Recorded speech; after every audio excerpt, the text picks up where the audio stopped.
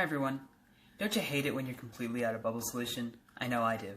That's why today we're going to be doing some kitchen science to make our own bubble solution using 3 simple ingredients. You're going to need water, liquid dish soap, and corn syrup. But first, let's talk about why we use each of these ingredients. Let's start with water, or H2O. Now, water is very sticky. This is because the positive hydrogen atoms are attracted to the negative oxygen atoms in the water. This creates a surface tension or a skin called a meniscus. Now, let me show you. Here we have a cup full of water. But if I add even more water, you can see that the water level actually rises above that of the cup. I can show you this surface tension even further using a paperclip.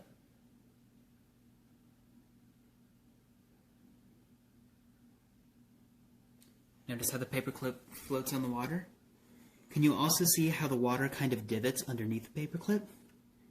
Now, the second ingredient that we're going to be using is soap. Soap is really good because it breaks that surface tension down and makes it really effective in washing hands. But if we were to add a drop into our water, the surface tension breaks and the paperclip falls down. Now that we have our first 2 ingredients, let's mix them together. You're going to need half a cup of water and pour it in your container. And you're also going to need 2 teaspoons of your dish soap.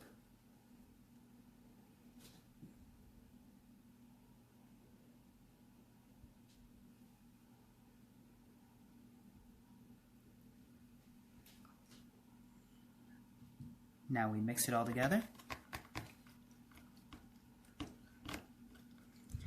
Now, hopefully you'll be able to start seeing some bubbles in here, telling us that we are just about done. Now, I'm going to show you how to make a bubble wand soon, but in the meantime, this is what I'm using.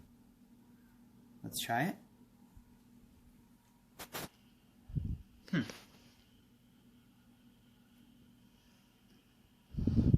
That didn't really work. Well, our water has surface tension, and our soap breaks it down. We're going to need a third ingredient to make those molecules stick together. That's why our secret ingredient is corn syrup. You're going to want to add 1 more teaspoon of corn syrup to the mix,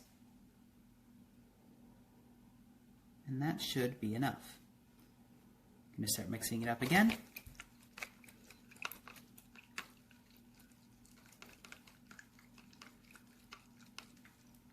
And let's try it one more time.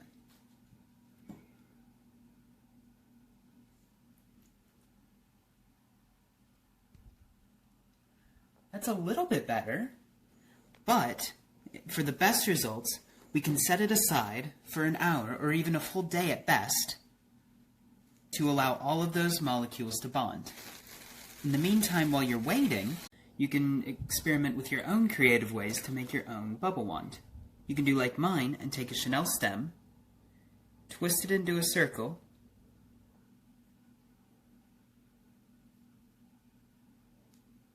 and a hole at the end, or you could even use a cookie cutter. Now, we have some solution here. Now let's see how it works.